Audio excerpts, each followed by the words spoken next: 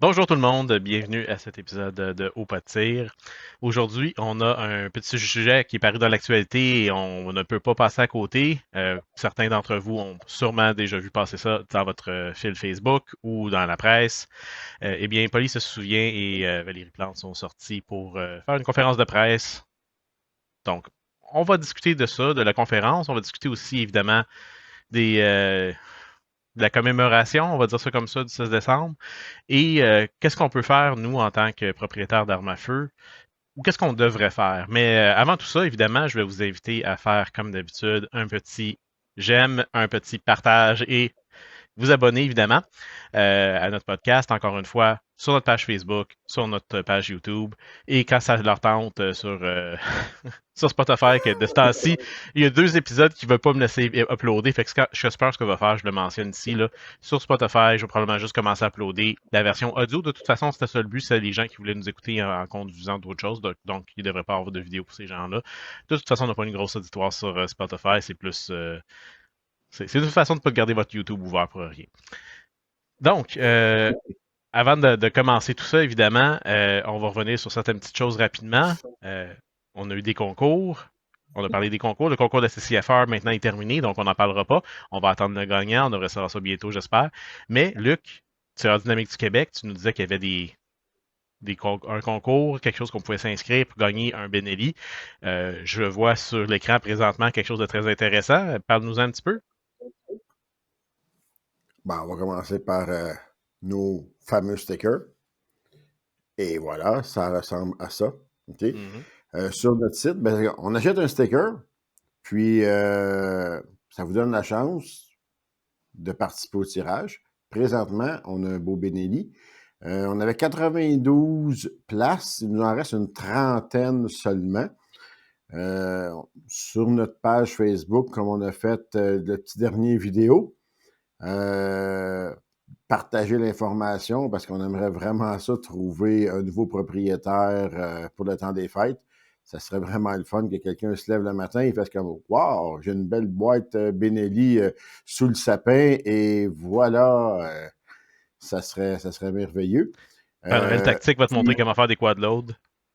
exactement. Et ça, comme je dis, ça, c'est le tirage en cours, mais il y en a d'autres qui s'en viennent. Bon, Puis il y en a écoute. des pas pires qui s'en viennent, là. OK? Fait que c'était le premier. C'est le tirage en cours. Si on veut voir la page télédq.ca dans l'onglet tirage. Excellent. Ben, nous aussi, on l'a mentionné le dernier podcast, on a un tirage, nous autres aussi, au pas de tir. C'est pas aussi hot qu'un Benelli, mais quand même, on va le mentionner. C'est une carte cadeau de 25 sur le site, la boutique en ligne de la CCFR. Comme vous savez, on est maintenant le podcast francophone non officiel de la CCFR. Alors, ils nous ont gracieusement offert plusieurs certificats cadeaux. Et donc, juste après mon petit spiel, on va faire piger le premier gagnant. Et la façon que ça fonctionne, c'est très simple. On va choisir un numéro. Il y a eu 9 participants, donc entre 1 et 9. Et puis, le numéro va être choisi au hasard et le gagnant va pouvoir réclamer son prix. En fait, on va lui envoyer un message dont on a récolté les coordonnées des personnes, donc on va leur envoyer le code. Pour participer, c'est très simple. Au courant du podcast aujourd'hui, vous devez écouter le podcast au complet. Et puis, pendant le podcast, il va y avoir un mot secret. Et ensuite, vous allez sur le lien du formulaire qui va être dans la description de cette vidéo pour ensuite nous dire c'était quoi le mot secret. Vous nous fournissez votre nom, adresse courriel, information, le mot secret. Et on vous demande aussi si vous êtes déjà membre et on vous invite à devenir membre si vous ne l'êtes pas à notre podcast sur YouTube et sur Facebook, comme on dit au début du podcast comme tel. Donc, c'est aussi simple que ça. Et le podcast suivant, ben, on fait tirer le prix. Normalement, ça laisse à peu près 1 semaine et demie parce qu'on enregistre le podcast le mercredi normalement et ça sort le dimanche. Donc, ça vous laisse du dimanche 9h le matin, où est-ce que le podcast paraît sur notre chaîne YouTube, jusqu'au mercredi, pas de la semaine suivante, mais de l'autre d'après. Donc, comme on disait, ça fait à peu près une dizaine de jours. Donc, Exactement. Moi, je vais, Je vais en profiter pour inviter les gens, encore une fois, à aller télécharger l'application CCFR sur leur téléphone mobile, donc disponible sur la plateforme Android, donc par Google Play ou encore via Apple Store. C'est gratuit, vous avez accès à votre carte de membre, vous avez accès à la boutique en ligne. Il y a de nombreux rabais aussi qui sont rattachés à l'utilisation de cette application-là, donc des rabais chez différents fournisseurs, fabricants ou partenaires là, avec la CCFR. Et au courant de l'année, là, plusieurs partenaires vont se rajouter aussi, soyez-en sûrs. Donc, allez télécharger l'application, facile d'accès. Donc, vous avez votre carte de membre, vous avez la date à laquelle vous faites votre renouvellement. Donc, vous n'avez pas à vous soucier de tout ça. Vous avez vraiment tout ça, quelques nouvelles aussi là, à travers tout ça. Donc, gênez-vous pas pour aller télécharger l'application. Puis pour ceux qui pourront avoir la chance de gagner le 25 qu'on fait tirer au pas de tir, ben vous pourrez le dépenser encore plus facilement avec votre application. Excellent. Donc, pendant qu'on parle de tirage, ben justement, là, j'ai parti l'enregistrement sur mon deuxième écran pour le site random.org qui nous permet de générer automatiquement un numéro. Donc, comme j'ai dit, il y a 9 participants, donc ça va être un numéro de 1 à 9. Et je vais mettre la vidéo pour que vous puissiez voir que c'est bien fait dans les règles de l'art, en assumant que tout fonctionne bien de mon côté avec l'enregistrement, évidemment. Mais sinon, vous devez nous faire confiance. Donc, on va générer ça et ça va être le numéro 6. Et la façon que c'est vraiment le numéro 6, ça va être la sixième personne qui s'est inscrit au podcast, pas au podcast, excusez-moi, mais au concours. Et donc, la sixième personne, je vais aller voir ça tout de suite. Excusez-moi, j'ai de la lumière dans la face. Donc, la personne gagnante est Jocelyn Cyr. Bravo, félicitations, Jocelyn. Félicitations, On va Jocelyn. t'envoyer. Oui, et on va t'envoyer ça par courriel. J'ai ton courriel ici, donc évidemment, je ne vais pas le dire ici pour tout le monde, mais je vais t'envoyer le code pour la boutique CCFR directement, certificat cadeau de 25 $. Donc, félicitations encore une fois. Et puis, comme je dis, c'est pas fini. On va en avoir d'autres jusqu'à la fin de l'année. Et puis, Jocelyn, tu peux participer si ça te tente. Une deuxième fois. Sauf que je pense pas que tu peux mettre plusieurs codes promo en même temps, mais écoute, il va falloir que tu achètes plusieurs fois si tu gagnes une deuxième fois. Donc, je vous invite encore une fois à refaire ça. Comme je dis, le lien va être dans la description pour le tirage de cette semaine. Donc, avec ça, je pense qu'on a passé tous nos petits messages. Oui, on peut y aller avec le sujet, on peut y aller dans le vif du sujet. Donc, Polly et Valérie Plante, mairesse de Montréal, sont sortis dans les médias, ont fait une conférence de presse pour, dans le fond, se plaindre que le ban des armes d'assaut, entre guillemets, évidemment, les armes d'assaut de mai 2020 ne couvraient pas suffisamment d'armes.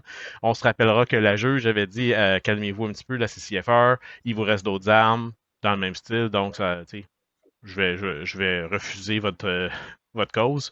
Ben, voici la preuve que c'est pas fini pour Police se souvient. Et je vois pas ce que la mairesse de Montréal a à faire là-dedans, à part de juste dire que ça s'est passé sur le territoire de Montréal le 6 décembre, malheureusement. Donc, premièrement, peut-être un petit commentaire sur la conférence de presse. Qu'est-ce que vous en pensez? Là? Ils sont sortis, ils ont amené des pancartes. Voici un WK 180C, voici le Raven, voici le X95, voici les différents modèles de SKS, évidemment. Qu'est-ce que vous en pensez, ça, de ça? Est-ce que c'est un show? Est-ce que c'est quoi l'objectif derrière ça, de sortir là, je vous dirais, là, un 16 jours, 2 semaines et demie avant le 6 décembre? Pourquoi sortir maintenant? Ben, sortir maintenant d'aller chercher du capital de sympathie. Ça, c'est sûr, parce que c'est aussi l'objectif de leur mission. De deux, ben, on est bientôt à peut-être 3 semaines de la fermeture, là, pas du Parlement, mais du Parlement fédéral pour les vacances des fêtes, là, en fait, là, les vacances estivales. Donc, ça fait en sorte que là, ils n'ont pas le choix, il faut qu'ils bougent un peu. C'est le 35e anniversaire cette année, donc on le rappelle, 6 décembre 1989. C'est un 35e anniversaire, ce qui représente beaucoup pour eux. Je vais aller jusqu'à dire que malheureusement, au fil du temps, leur mission, ce sont, éparpillé, c'est égrené, a perdu leur essence. Tu sais, je vous dirais qu'au départ, oui, tout à fait noble de vouloir militer contre la violence armée, la santé mentale, parce qu'on rappelle là que la personne qui a perpétré ce crime-là n'était pas sain d'esprit. Donc, comme dans plusieurs aussi tueries, là, si vous faites le tour de l'histoire au Québec au niveau des tueries par arme à feu, là, Richard Bain, Alexandre Bissonnette, et ainsi de suite, ça fait tous partie de personnes qui avaient des problèmes de santé mentale, qui n'auraient pas dû posséder des armes à feu. Ben bon, à chaque fois qu'il y a eu des événements tragiques de cette façon de perpétrés par des armes à feu, des nouvelles lois en matière de contrôle sont survenues. On parle de Concordia, Dawson, et ainsi de suite. Donc, et celle qui a mené là dernièrement, qui s'est passée à Port-à-Pic, donc qui a mené dernièrement évidemment là au gel, au ban. au ban en fait exactement. Donc, c'est ce qui a fait en sorte qu'à chaque fois qu'on a des événements comme ça, ben il y a des mesures qui sont prises, puis je pense que c'est tout à fait normal en tant que société de se poser des questions lorsqu'il arrive des événements aussi tragiques, de dire, ben qu'est-ce qu'on aurait pu faire pour éviter ça ou qu'est-ce qu'on pourrait faire dans l'avenir pour éviter ça. Donc, mais là, je pense que ça a perdu vraiment de l'essence parce que les armes que tu mentionnais tout à l'heure, Sadie, qui sont des armes de style d'assaut, de style militaire, appelez ça comme vous voulez, des black rifles, black guns, peu importe, c'est pas des armes qui sont représentées dans les crimes qui sont perpétrés avec la violence armée qu'on a actuellement. Tu sais, on se le cachera pas. La première arme utilisée, on parle d'arme à feu, là, on oublie l'arme blanche, mais tu sais, c'est le pistolet. C'est souvent une arme semi-automatique, même qu'on peut modifier les chargeurs, que les gens modifient les chargeurs pour avoir plus de munitions, tu sais, pour pouvoir tirer plus de munitions. Donc, tout ça pour dire que ça changerait rien qu'on aille bannir plus ou moins de ce style d'armes-là, parce qu'on s'attaque proprement aux propriétaires légaux qui utilisent ces armes-là dans des concours, dans des compétitions, dans les clubs de tir. Donc, c'est un coup d'épée dans l'eau, tout simplement, là. Tu sais, si on mettait nos efforts dans la violence armée, nos escouades, la santé mentale, nos frontières, comme la majorité des chefs de police viennent témoigner, on aurait des résultats. Puis on le voit déjà, les résultats avec les escouades qu'on a en place, le Malsain à Québec, le ERM, là, qui est en fait l'escouade régionale mixte, là, qui vient mixer là, plusieurs corps de police ensemble pour faire des enquêtes, et sans oublier Centaure, mais juste ici au Québec là, que je vous parle. Donc, qui fait en sorte qu'on a des résultats vraiment incroyables. Imaginez si on injectait l'argent qu'on a gaspillé sur le dos des propriétaires d'armes légales dans ce genre d'escouade-là ou dans ce genre d'intervenants-là. Effectivement, on parle ici pour le rachat. On estime à date là, presque 7 milliards pour le rachat des armes d'assaut, là, les 1500 modèles, 2000 modèles maintenant d'armes d'assaut. Hein. On peut mettre le qualificatif dessus parce que faire un assaut, c'est une action, c'est pas un objectif. Un adjectif, je devrais dire, excusez-moi, objectif, c'est pas la même chose. Donc, encore une fois, je vais faire un mauvais jeu de mots, on vise la mauvaise cible, on vise la cible à 3 mètres au lieu de viser la cible à 50 mètres parce qu'elle est plus facile à toucher. Malheureusement, si on veut vraiment avoir un bon pointage, ben il faut prendre le tir qui est plus difficile, sinon on n'aura pas le résultat escompté. Puis c'est un petit peu ça le problème, c'est que à chaque fois, tu as mentionné Sophie, il y a eu des tueries. Oui, il y a eu des changements aux lois. Mais si on revient à Port-à-Pic, là, avec justement l'interdiction de mai 2020, cette personne-là n'avait pas de permis, cette personne avait des armes illégales qui ont été trafiquées des États-Unis. Donc, de venir interdire nos armes qu'on utilisait pour le tir sportif ou au club de tir, comme tu mentionnais, ben ça l'aurait jamais empêché cette personne-là de transporter les armes des États-Unis et de les obtenir illégalement. Donc, au final, qu'est-ce qu'on fait? On pénalise, comme tu disais, les citoyens, les propriétaires d'armes à feu, les propriétaires de permis d'armes à feu, qui sont, on vous le rappelle, je sais que la majorité des gens qui nous écoutent doivent avoir des permis et sont donc au courant, mais c'est pour les gens qui ne le sauraient probablement pas. Ben, on a tous eu une enquête de sécurité faite sur nous. Notamment, en plus, on a des armes de poing, c'est une enquête. On a eu des références qui ont été appelées, on a fait un background check, comme on dit en anglais. On est constamment suivi à tous les jours avec encore une fois, je le connais juste en anglais, le Continuous Eligibility Program, où est-ce que dès qu'il y a quelque chose qui apparaît dans notre dossier, ça lève un flag à la GRC et ils viennent confisquer vos armes immédiatement. Donc, au final, ce gel d'armes de poing, l'interdiction des armes d'assaut en mai 2020, ça fait quoi? Ben, ça fait que nous autres, on perd nos privilèges.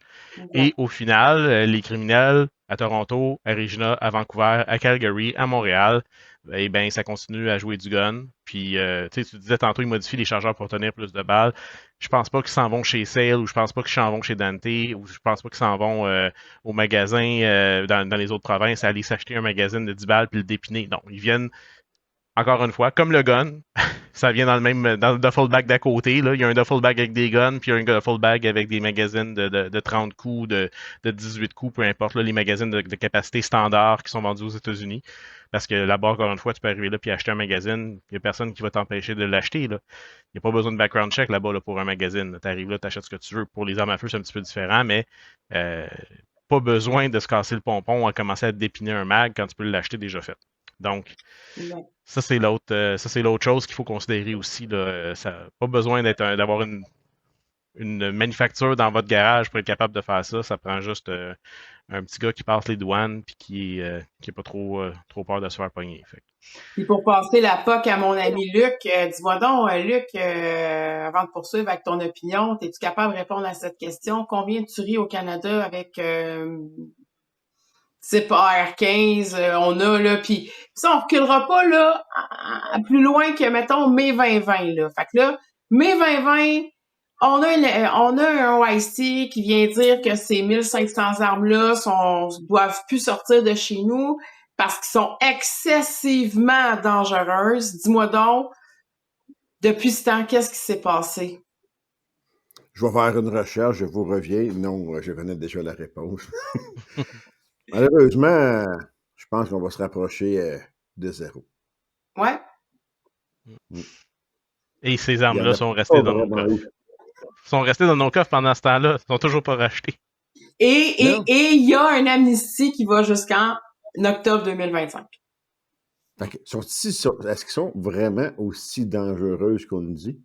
Faites le calcul. Mai 2020 à octobre 2025. Pour le moment, ça se pourrait qu'il y ait une autre extension. Hein? 5 ans? Plus que 5 ans. Ouais, 5 ans et demi, ouais. Ouais. Puis on s'est dit, la seule chose qui est arrivée avec ces armes-là, ça a juste pénalisé ceux qui voulaient les utiliser légalement dans des clubs de tir. C'est ça que ça fait. Ça fait juste faire aux gens acheter d'autres modèles d'armes qui sont encore disponibles sur le marché. Donc, c'est un gaspillage d'argent pour nous, malheureusement. C'est là qu'il y a le fun, qu'on dirait que pour revenir à Poly, qu'ils nous sortent une belle liste juste avant Noël de quel modèle acheter. Parce que, je sais pas, là, il faut toutes les bannir, mais ils nous sortent une belle liste. Hey, je ne le savais pas, celle-là. Ils disent, on a le droit d'acheter ça. Fait que ils mettent une liste à jour à toutes les années pour s'acheter des nouvelles armes. Puis moi qui s'en allais dire, moi qui s'en allais dire, mais là, attends une minute, là, tu sais, ils parlent de rachat pour racheter d'autres armes. Attends, là, ils trouvent qu'il y en a pas assez de bannis, ils veulent en mettre plus. Mais je l'avais pas vu de ce sens-là, Luc. C'est vraiment une idée fantastique que tu viens de donner comme ça, là, à... Ah, c'est ça. C'est moi qui ai mal compris. C'est rachetez-vous une autre arme.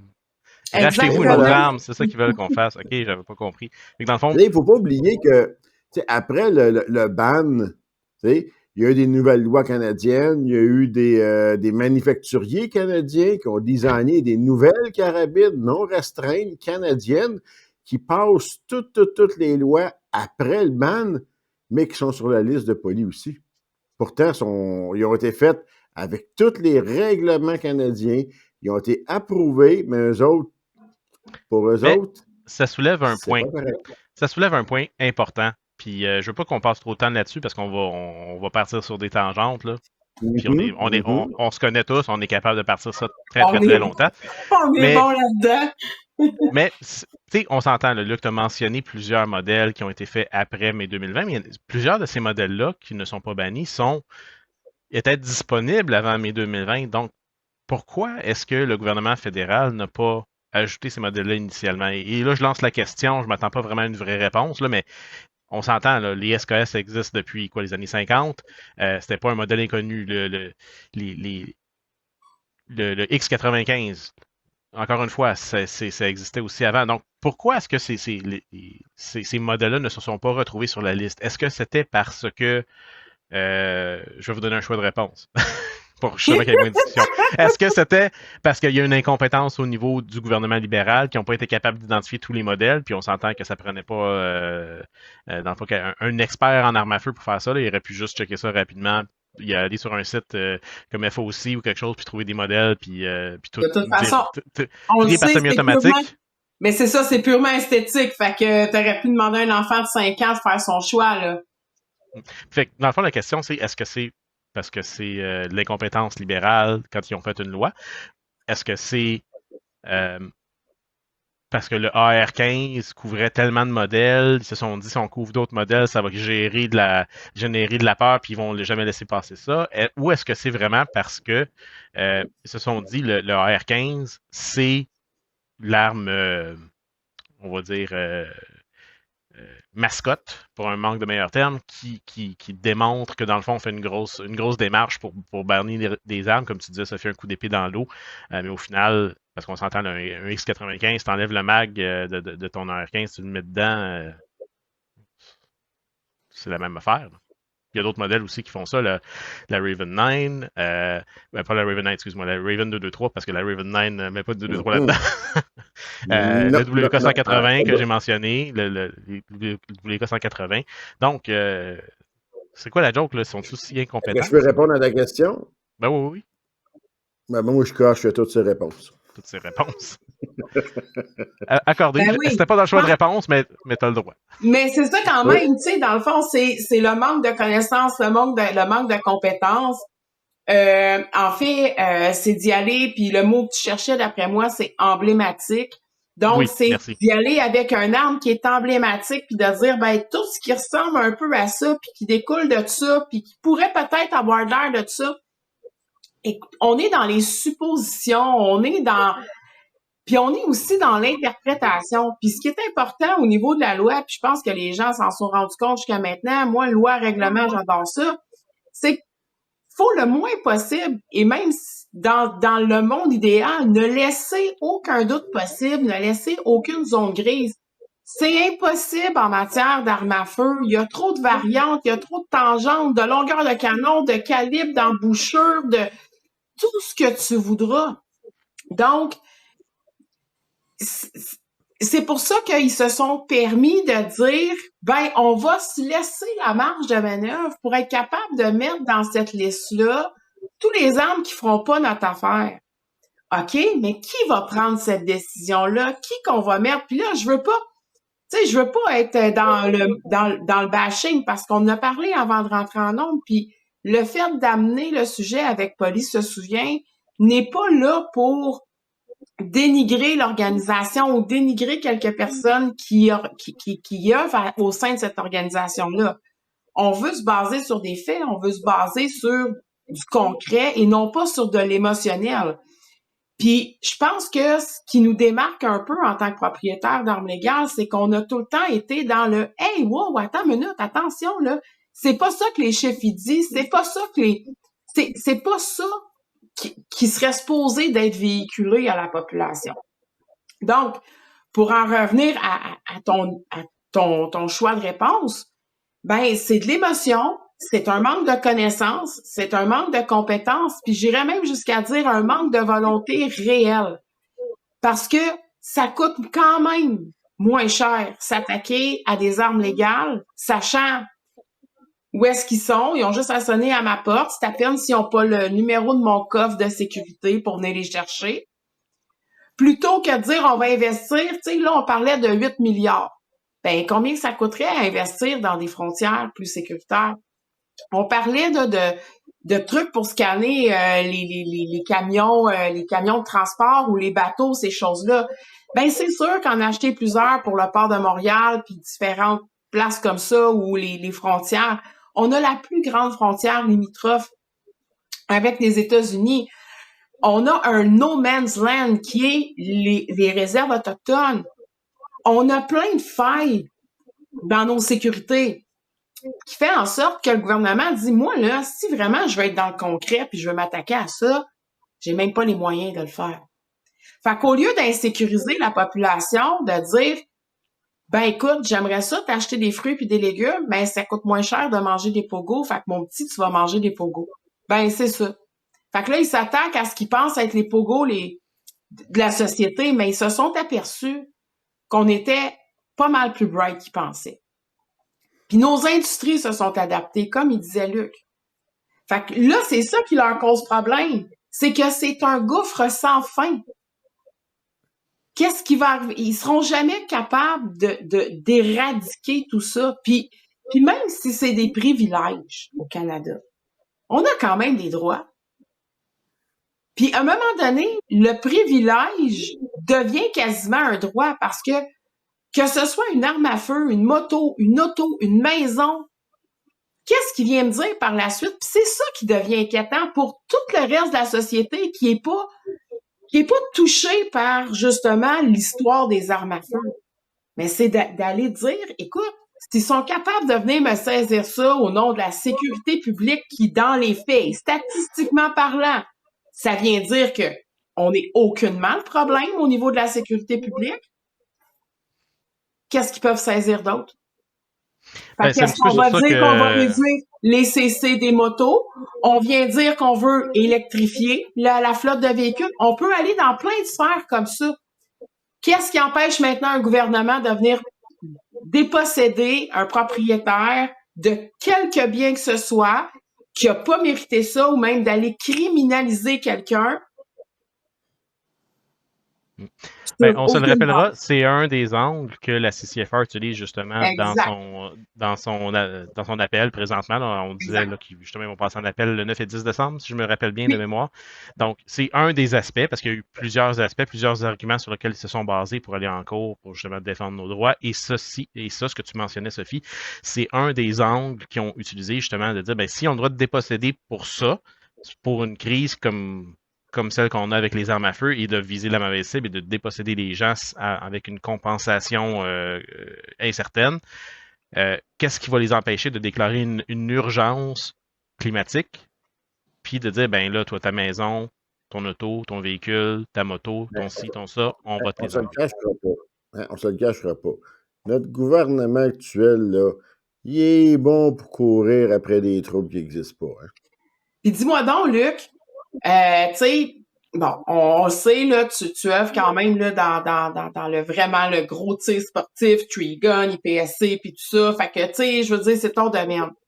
Est-ce que tu serais capable de rentrer, mettons, dans une compétition, puis de regarder les armes de tes collègues, de tes amis, puis d'être capable de vraiment évaluer à leur juste valeur qu'est-ce que ça représente? Fait qu'est-ce qui fait dire que mon AR-15 vaut 1000 pièces puis que le tien en vaut 5000 puis celui de sa vie en vaut 2005? Fait que quand on vient parler de juste valeur, dis-moi donc comment qu'on pourrait estimer une arme à sa juste valeur, toi? Honnêtement, là, c'est là qu'il faut que tu aies des vrais experts, des vraies personnes, pas des « je suis un expert parce qu'il m'est arrivé une petite bad luck il y a quelques années ». On ne reviendra pas là-dessus, mais vous comprenez le principe que on se le rappellera.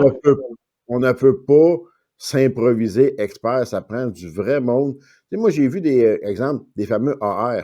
Tu le regardes, tu as un AR à 700$, tu as un AR à 2000$, tu en as un à 8000$. Pourtant, quand tu le regardes, il n'y a pas une grosse différence dans les trois, esthétiquement.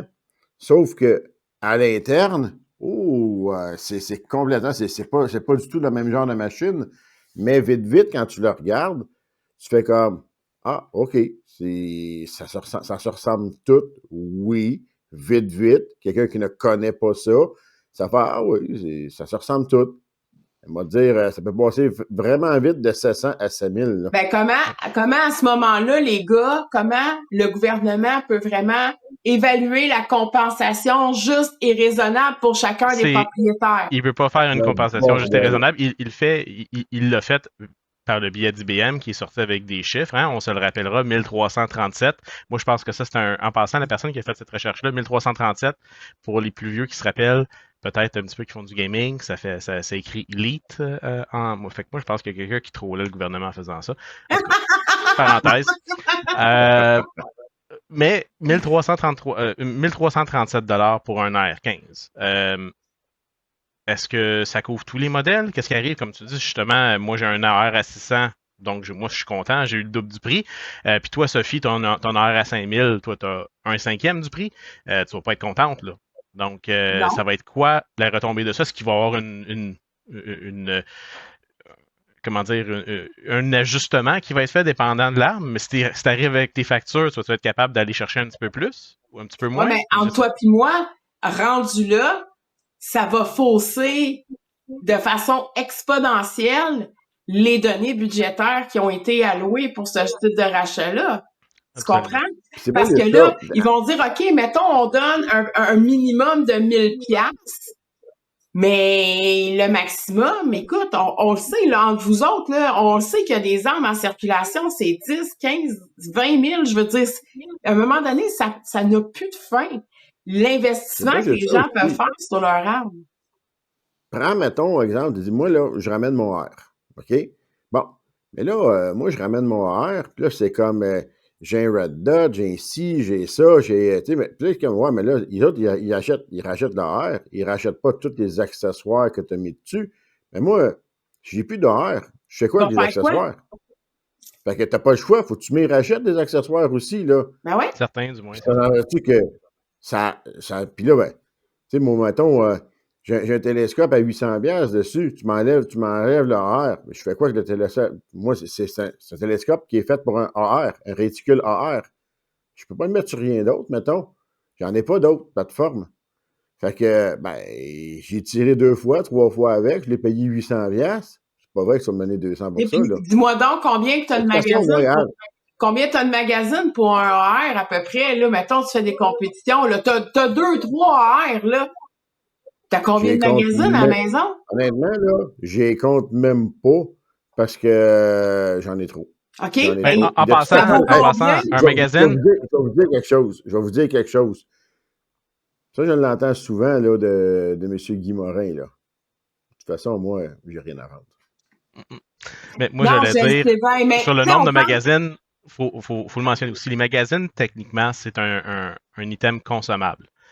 Normalement, avec le temps, ton magazine, il va briser. Tu l'échappes à terre, les lèvres vont plier, le spring va leur... Tu sais, éventuellement, ton magazine, surtout le nombre... des dépréciations, c'est normal, ça. Exactement. Mais ce que je veux dire, c'est pas juste qu'il va déprécier, c'est qu'éventuellement, ton magazine...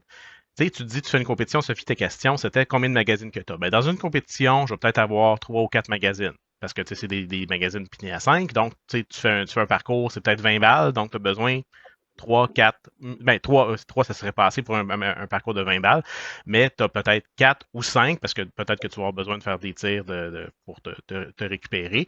Donc, si tu fais ça, ben déjà là, en partant, tu as 5 magazines. Mais comme je disais, tu en échappes à terre, il y en a qui brisent, la cochonnerie rentre dedans, donc tu vas en acheter d'autres. Oui, tu peux les nettoyer, tu peux les défaire, tu peux peut-être acheter des pièces, mais éventuellement, ce magazine-là, à force d'être utilisé, ben, tu vas le prendre, tu vas le crisser aux poubelles. Parce qu'il ne fonctionnera plus bien. Tu vas commencer à avoir des failure to feed, tu vas avoir des problèmes avec le magazine, tu vas prendre un autre magazine, tu vas le mettre dedans, tu n'auras pas de problème. Qu'est-ce que tu fais avec? Tu le mets aux poubelles, tu en rachètes un autre. Je comprends. Sauf qu'un magazine, là, mettons, avant que tout ça arrive et qu'on puisse plus l'acheter, combien ça peut coûter un magazine d'or? Ben, moi, mon point, c'est que, tu sais, si la réponse que tu t'attendais, c'est, on a 3-4 magazines, puis that's it. Non, c'est faux, parce que tu vas t'en acheter, puis comme n'importe quoi avec les armes à feu, ben, quand tu fais des bulk buy, ça te revient moins cher. Fait que t'en achètes 5 en bulk. Excusez-moi. Une petite cochonnerie qui m'est rentrée dans la bouche. Donc, tu t'en achètes 5 en bulk, ben, peut-être que tu vas t'en acheter 10. Parce que tu te dis, bon, ben, qu'une fois que ces 5-là vont être pétés, je vais en acheter. Fait que là, quand ils sont en spécial, ben, tu viens de payer peut-être 200, 300$ pour des magazines à 30$ chaque. tout dépendant du modèle que tu as. Là, tu as un magazine Là, de tu vas R, mettre c'est à des peu près ça, poubelles. 30 à 35. Que éventuellement, tu vas mettre dans les poubelles. Non, non, mais là, je Éventuellement. parle, le gouvernement, dans le fond, mon point, c'était le gouvernement te rachète ton arme, point. Ouais. Pas les accessoires, pas les chargeurs, pas rien. Fait que dans le fond, là, tu sais, il y a pas, dans leur réponse de dire, inquiétez-vous pas, les propriétaires vont être compensés de façon juste et équitable. Je vois pas comment ils peuvent faire ça de façon juste et équitable. Moi, j'ai hâte de voir ça. Premièrement. Deuxièmement, comment ils fait pour les récupérer?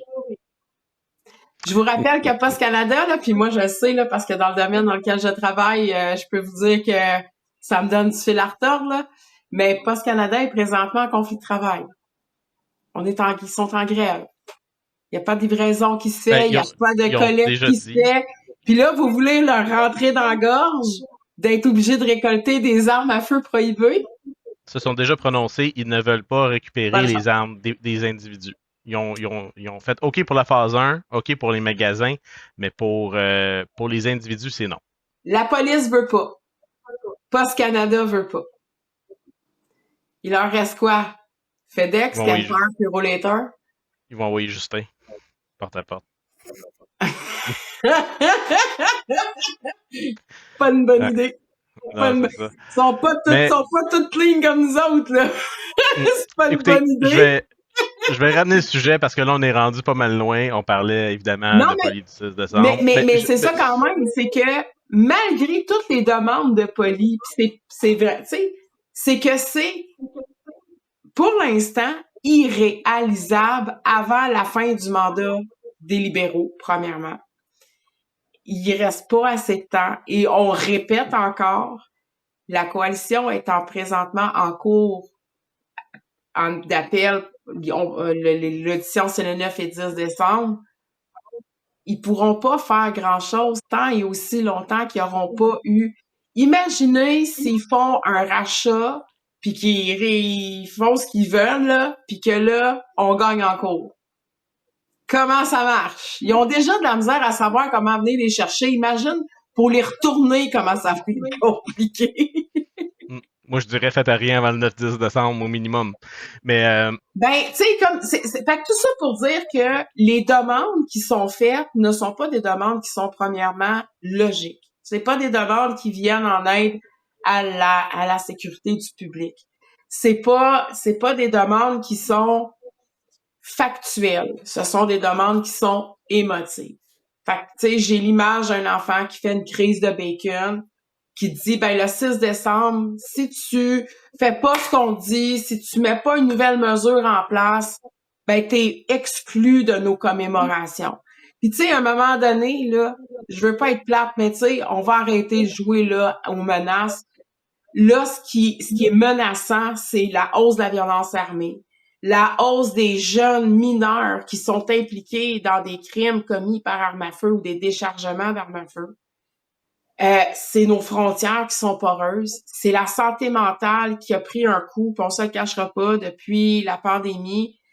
Donc, il faut absolument que l'argent soit investi au bon endroit. Puis là, de l'argent, on n'a plus à imprimer, là.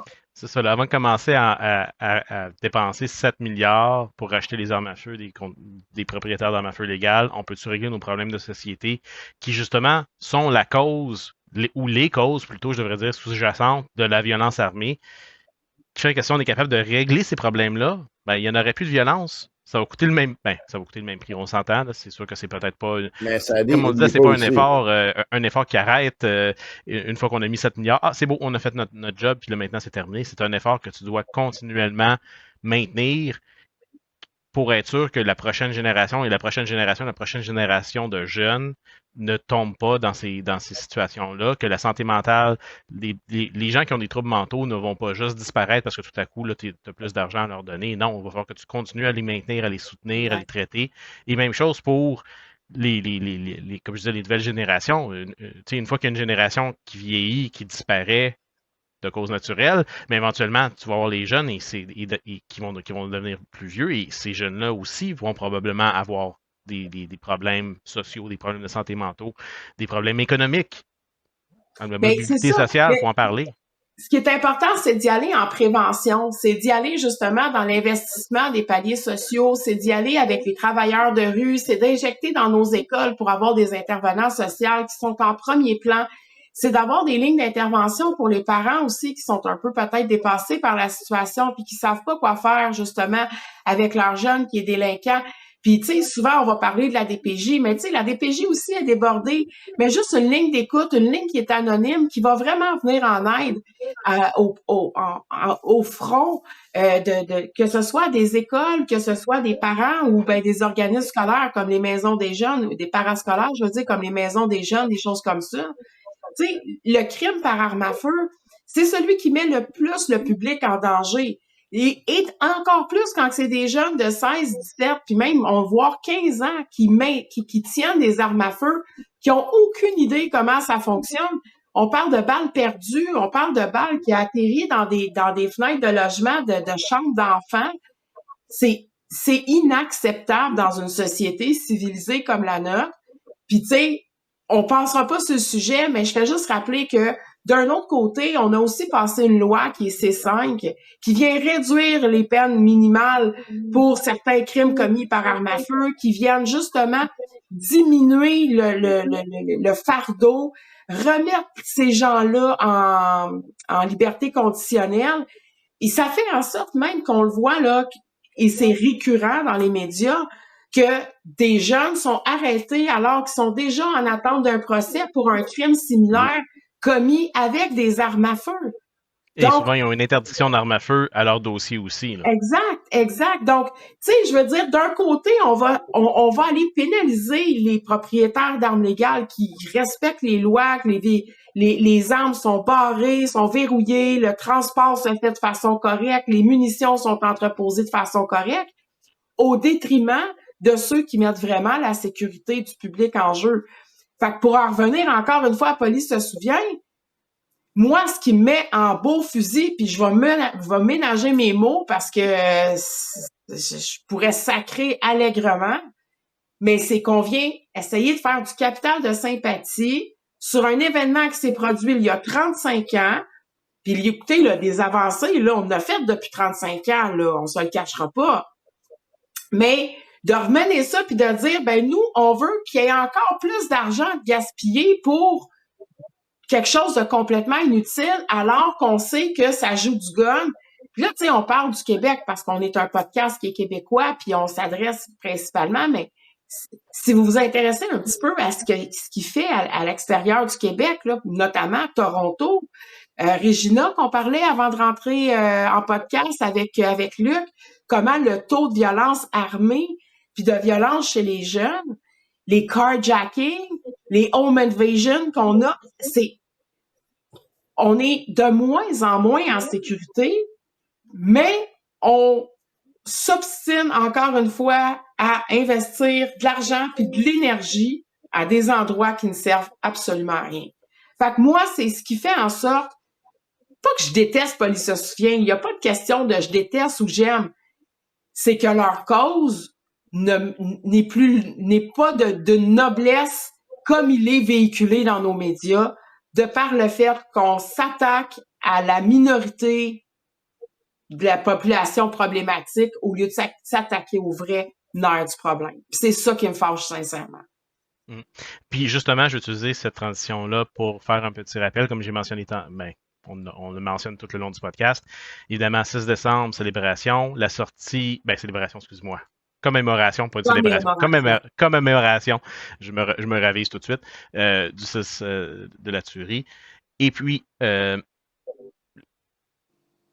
ça nous tente tous, je crois, en tant que propriétaire d'armes à feu, de vouloir laisser sortir le méchant.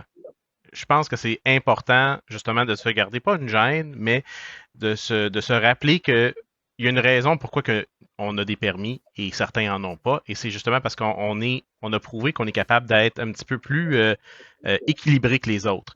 Donc, de sortir dans les médias sociaux, de commencer à blaster, je sais que ça défoule, je sais que ça peut être le fun des fois parce que là, tu sais, on est avec du monde qui pense comme nous.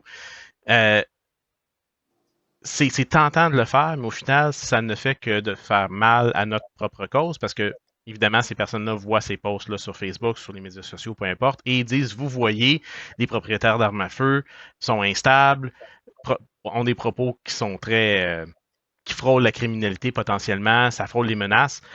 Au final, je pense qu'il faut, comme tu disais, Sophie, s'informer. Évidemment, si vous écoutez notre podcast, on vous donne beaucoup d'informations, mais ce n'est qu'une partie de l'information. On pourrait faire des podcasts qui durent 3 heures, mais personne n'écouterait ça parce qu'à un moment donné, on n'arrête pas de parler. On pourrait vous donner toutes les statistiques, toutes les informations, mais faites vos recherches. On parlait de la tuerie tantôt, Sophie, tu en avais glissé un mot, que la personne avait un problème de santé mentale. Ben, il faut se le rappeler, cette personne-là était anti-féministe, était misogyne, littéralement. Tu sais, j'utilise pas ce terme-là allègrement dans mon discours, puis même que souvent je trouve qu'on envoie ça trop facilement, comme le racisme. Ouais. Toi, ok, toi, tu crois pas à ça, ok, c'est correct, t'es misogyne, correct, je te parlerai plus. Non, non, cette personne était clairement misogyne et le mentionné dans son manifesto en français, je sais pas comment on dit ça, là, mais l'a clairement indiqué qu'il y avait un problème contre les femmes et qu'il trouvait que la société s'en allait dans une mauvaise direction à cause de ça. Et c'est pour ça qu'il a fait cette tuerie-là. Donc, cette personne-là avait non seulement un problème de santé mentale, mais cherchait une cause à blâmer, des personnes à blâmer, voulait blâmer la société pour quelque chose. De connaître ses motivations, c'est d'être capable aussi de répondre aux accusations des gens qui disent ben cette personne-là, c'est un propriétaire légal d'armes à feu. Oui, dans le temps, il a réussi à acheter son arme de manière légale. Mais on s'entend. Et s'il y a une chose et là, je ne veux pas lancer trop de fleurs parce que je sais que je vais recevoir peut-être des coups de couteau aussi dans le dos, mais veut pas, la réforme qui a eu lieu avec les permis d'armes à feu a fait en sorte que une certaine partie de la population est quand même filtrée d'avoir des armes à feu. Et on n'est pas dans le contexte américain. Je pense que c'est normal qu'on ait un certain vetting qui soit fait au niveau des propriétaires d'armes à feu que pour justement éviter que ce genre de situation-là se reproduise. Est-ce qu'on va toutes les pogner, les gens qui sont failés? Probablement pas. Il n'y a rien qui est 100% sûr. Mais au final, je pense qu'on est capable d'aller bloquer la majorité des gens. Et je vais juste le mentionner, Luc, tu pourras me confirmer, mais si tu arrives dans un cours d'armes à feu puis tu te dis, ben moi, je veux avoir une arme à feu parce que ça me tente de tirer sur du monde, là, j'utilise un exemple extrême, mais même je pense que d'aller à dire, je veux une arme à feu pour la défense personnelle, la majorité des instructeurs vont te failer sur place parce que tu n'auras pas ton permis. Parce que c'est pas une des 3 raisons légales d'avoir une arme à feu au Canada, qui est notamment la chasse, le tir sportif et la collection. Donc, je pense qu'il faut s'informer, être capable de répondre aux arguments, être capable d'avoir un débat, être posé, ne pas tomber dans l'émotionnel, parce que quand on tombe dans l'émotionnel, c'est là qu'on perd souvent les gens. Essayer d'avoir un débat avec quelqu'un qui est hyper émotionnel, ça sert à rien. Vous n'aurez jamais un débat qui va être informatif. S'il y a quelqu'un qui vous écoute, un tierce parti qui vous écoute lorsqu'il y a un débat émotif, cette personne-là ne retirera aucune information autre que ben vous avez passé pour un gars hyper émotif, puis vous étiez hyper violent ou hyper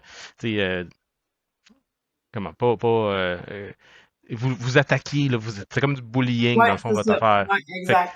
Mais comme tu dis souvent aussi, puis on le dit souvent dans tous nos podcasts, on finit souvent nos podcasts avec ça. La meilleure façon de démystifier tout ça, là, amener des gens tirés, parler de faits, parler de votre sport avec passion. Tu sais, ayez pas peur je veux pas dire de montrer vos guns, mais de montrer que vous êtes fier d'être un propriétaire d'armes légales, puis que vous, là, vous voulez respecter les lois, puis que vous avez absolument rien à voir avec ces criminels-là. C'est la meilleure façon de démystifier tout ça. Parce qu'on sait qu'est-ce que les médias font comme des informations. Malheureusement, les tribunes comme Police se souvient, Guns for Gun Control, puis tout ça, ils ont cette tribune médiatique-là que nous, on n'a pas. Donc, puis c'est pas faute de l'avoir voulu. Si vous regardez la dernière entrevue que pas Guy Bourget, oui, j'ai mélangé 2 noms, Guy Bourget. Martin Bourget a fait à Radio-Canada, justement, en lien avec la C21, comment que, je veux pas dire qu'il s'est fait démolir, parce que Martin a quand même une façon d'apporter les choses. Puis il y a beaucoup de connaissances puis de culture pour être capable de ramener les choses. Tu sais, dirais un peu à la Rod Giltaca. Si vous regardez Rod, vous connaissez Rod, pour ceux qui parlent pas beaucoup anglais, puis qui connaissent moins Rod, mais Rod, il est tout le temps sur un ton calme. Il va expliquer les choses. Tu vas l'attaquer personnellement parce que Noor Mohamed, il l'a attaqué directement, justement, au comité en chambre lorsque Rod est allé témoigner. Puis pour rapporter les faits, parce que c'était vraiment très drôle, Noor Mohamed, il parle des tweets qui ont été échangés, puis tout ça, puis des attaques que le CCFR, Tracy avait faites, puis tout ça.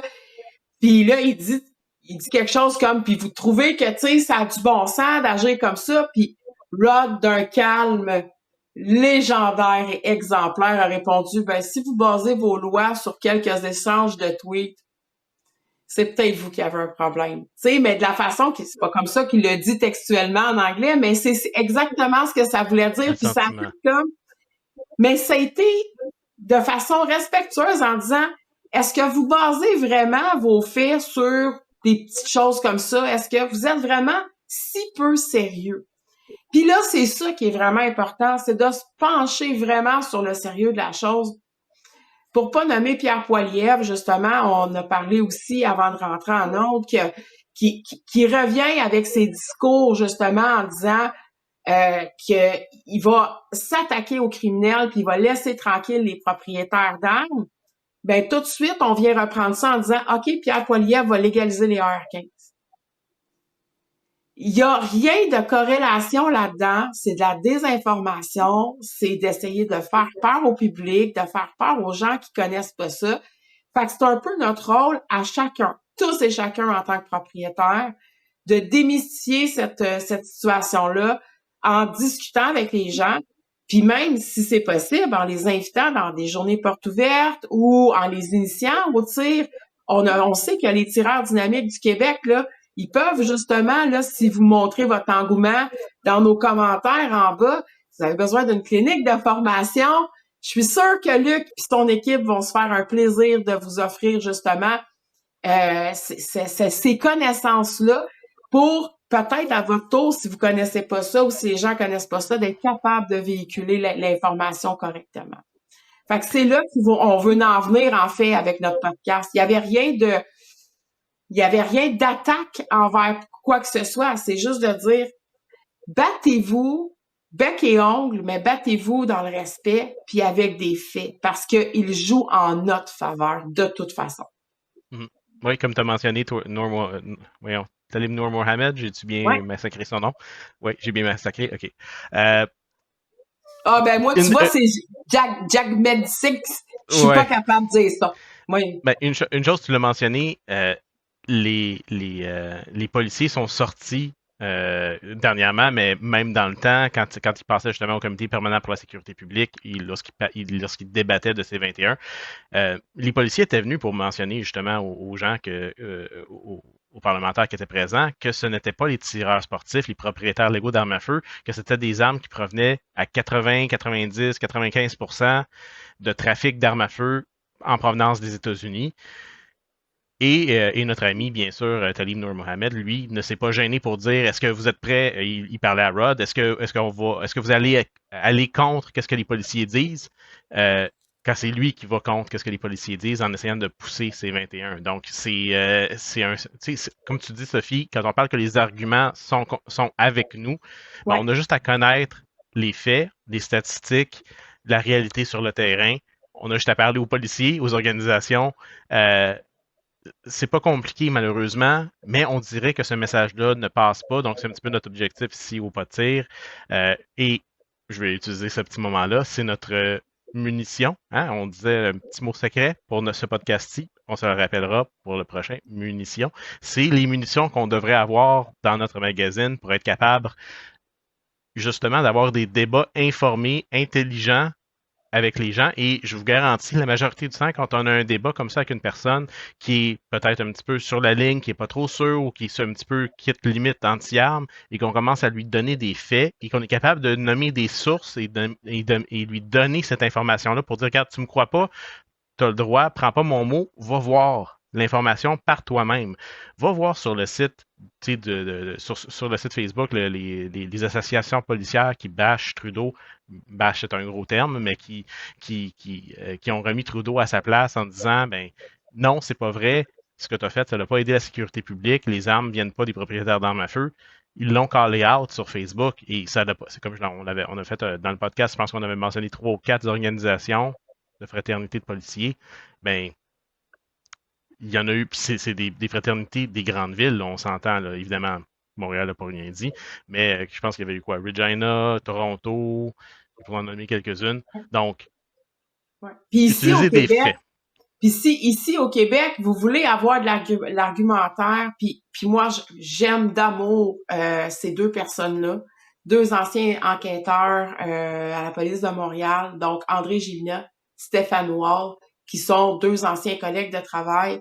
Écoutez, c'est pas compliqué là, allez sur Google, André Vizina, Stéphane Wall. Vous pouvez aller sur Facebook aussi. Ils ont fait quelques entrevues à 98.5, à Radio X. Ils sont souvent justement pour parler de la situation de violence armée dans les médias. Ils ont un discours tellement éclairé, simple, vulgarisé, qui représente effectivement ce que la majorité des propriétaires vont dire. Mais là, en plus, tu sais, on a l'opinion de gens, de criminologues qui étaient sur le terrain durant plusieurs années puis qui sont encore très au fait de ce qui se passe actuellement et qui viennent décrier, de dire tant et aussi longtemps que vous allez vous attaquer à des propriétaires d'armes légales, il y a rien qui va changer. Absolument rien, parce que ce sont pas nos armes à feu qui sont retrouvées dans les crimes violents. Oui, on va parler de vol de domicile. Là, excusez-moi, là, mais bon, je pense que tout le monde sait ce que je fais dans la vie. Là, je suis courtier d'assurance. Des vols là à domicile, il y en a de moins en moins depuis la pandémie. La majorité du monde sont soit encore en télétravail ou en travail hybride. C'est un petit peu plus tricky d'aller voler une maison dans le jour. Puis, tu sais, pour ce qui est du reste, maintenant, ben, des cadeaux de Noël, il y en a presque plus. On offre des cartes cadeaux ou on envoie des cadeaux par Amazon directement à l'adresse de la personne. Donc, ça vient diminuer beaucoup les vols de domicile. Bon, après ça, on va parler de la violence conjugale. La violence conjugale, c'est prouvé que bien souvent, lorsqu'il y a un féminicide, il y a eu plusieurs interventions, quelques interventions policières récemment avant qu'il arrive l'acte fatal commis envers généralement les femmes. Donc, et l'arme blanche est l'arme la plus représentée dans les féminicides et dans les violences à connotation conjugale. Donc, est-ce que vraiment c'est un enjeu de sécurité publique? Non. Outiller nos policiers, outiller les femmes qui sont dans ce genre de situation-là, ouvrir des centres d'hébergement pour héberger ces gens-là. Puis écoutez, j'irais pas jusqu'à dire armer ces femmes, mais je vais vous dire qu'une fille qui a des guns, pas mal plus difficile à déplacer qu'une fille qui a pas de gun. Je vais vous dire, là, les gars, ils se tiennent les petites fesses serrées des fois. Fait que, tu sais, je suis pas pour la promotion des armes à feu, puis vous le savez, je l'ai répété à plusieurs reprises, mais ça reste pareil qu'il faut faire attention à ce qu'on va véhiculer. Tu sais, c'est pas parce que t'as pas d'armes à feu que t'es pas capable de te défendre, puis c'est pas parce que t'as des armes à feu que tu vas t'en servir pour te défendre. Il faut juste y aller avec une commune logique. Puis ce qu'on veut, nous, là, puis je pense comme tout le monde, c'est la protection du public. Puis ce qu'on voulait apporter ce soir, c'est de dire que ce qui est véhiculé dans les médias, encore une fois, ça n'a rien à voir avec la protection du public. Excellent. Ben écoute, on arrive presque sur 1 heure déjà sur notre podcast. Oui! Je pense que c'est un bon moment maintenant pour finaliser tout ça. Donc, écoutez. Là, je vais être fine. Je vais te dire encore munitions. Ça, c'est pas Luc d'habitude qui dit ça, qui fait une prescription. Pas sûr. Ah, tu fais des prescriptions, Luc. Eh oui, mais c'est renouvelable aux 2 semaines. OK, c'est des prescriptions de... Des pilules. Des munitions. Oui. On dit ça en anglais. En anglais, c'est des pills. Fait que ça tombe bien. Ça fit bien avec la prescription.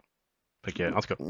Ça, pour dire le mot de la fin, Luc, justement, as-tu un petit mot pour nous rapidement? Un petit 30 secondes. rapidement, comme on dit, partagez, like, subscribe, on partage l'information, OK? N'oubliez pas, venez faire un tour sur la page Tirage des Amis du Québec, tirage, venez regarder, même si ça ne vous intéresse pas, venez regarder pareil, c'est tout le temps Il est bon vendeur! T'intéresse pas, mais viens voir pareil! Check Ben bien oui. ça va t'intéresser! Ça coûte rien fouiner, hein? Et voilà. Ben écoute, moi je vais juste appuyer mon collègue Luc, aller visiter la page TDDQ. C'est des beaux concours, comme il disait, il va y avoir des beaux concours à venir. Continuez de suivre notre page au pas de tir aussi. Je le répète, il y a nos salons qui s'en viennent en janvier. Donc là aussi, concours, on va probablement avoir des billets à vous remettre pour que vous veniez essayer notre range au laser avec nous autres, nous serrer la pince, venez voir la marchandise qu'on vous réserve et... Le range version 3.0. Et voilà, range 3.0. Fait que nos salons s'en viennent, restez à l'affût, il va y avoir des concours. On va vous parler de nos commanditaires aussi qui s'en viennent et ainsi de suite. Donc, like, subscribe, partage. On va voir la page de TDDQ. On n'oublie pas notre application CCFR. Si on n'est pas membre ou si on est sur le bord de renouveler, on se dépêche. Donc, tout ça pour le fonds d'action. On le répète, le 9 et 10 décembre prochain, il y en appelle. Sachez que ce qui est fait, c'est fait aussi pour vous en grande majorité. Donc, continuez de nous encourager, c'est important pour qu'on puisse continuer de se battre pour vos privilèges. Excellent. Ben, moi, je vais y aller avec quelque chose de très simple. On l'a mentionné pendant le podcast, mais je vais le rementionner parce que je pense que c'est important. On commence par prendre un respire, on se calme, on ne fait rien pour brasser la cage, comme on dit. Et puis, premièrement, on regarde qu'est-ce qui va se passer le 9 et 10 décembre. On suit ça de près. On suit les podcasts, évidemment, de Au pas de tir. Ça, je fais un petit peu prêche pas paroisse, mais évidemment, si vous êtes capable de voir l'anglais aussi, le podcast La CCFR va en parler, ça, c'est certain. Tracy va faire un suivi sur Twitter, comme elle a fait avec l'autre quand ils étaient en cours. Fait que ça aussi, vous pouvez le suivre. Ça va être en anglais, évidemment. Donc, si vous êtes capable de comprendre ça, on va sûrement faire aussi un compte rendu de tout ce qui s'est passé dans notre podcast. Ça va être le sujet de la semaine, c'est certain. Et que ce soit une victoire ou une défaite. Mais pour le moment, on le dit souvent, on ne saute pas aux conclusions, on ne va pas porter nos armes, on ne stresse pas. On a 1 an à faire avec Justin Trudeau au plus. Et tout dépendant de M. Jack Meeting, peut-être même moins. Hein? Ça serait temps qu'il se réveille et qu'il réalise que s'il ne veut pas perdre toute crédibilité, ce qui est peut-être un petit peu trop tard dans certaines circonstances, mais s'il veut garder une certaine crédibilité auprès de ses électeurs à lui, ben il n'y a pas le choix. Et pour ceux finalement qui disent que la politique, on ne regagnera jamais rien. Et je sais qu'il y a des gens qui sont un petit peu plus négatifs, qui pensent qu'on n'aura jamais nos AR ou que ça va être un grandfather, des choses comme ça. C'est possible. Cependant, si on écoute le discours des conservateurs, je pense que faut peut-être la prendre à la légère aussi. On n'aura peut-être pas tout ce qu'on veut, mais on va être capable de respirer. Je pense qu'on va tous sentir un gros poids sur les épaules se soulever de nous. Donc, comme je dis, on prend un grand respire, on reste calme, puis on keep calm and carry on. Hein? Je pense qu'il y a un poster qui dit ça. Fait que, on continue. Il reste juste 12 mois au plus, probablement moins. Donc, prenez ça une journée à la fois, tout le monde. Sur ce, merci Sophie, merci Luc. Et puis, on vous dit tous à la prochaine. Bye! Ciao.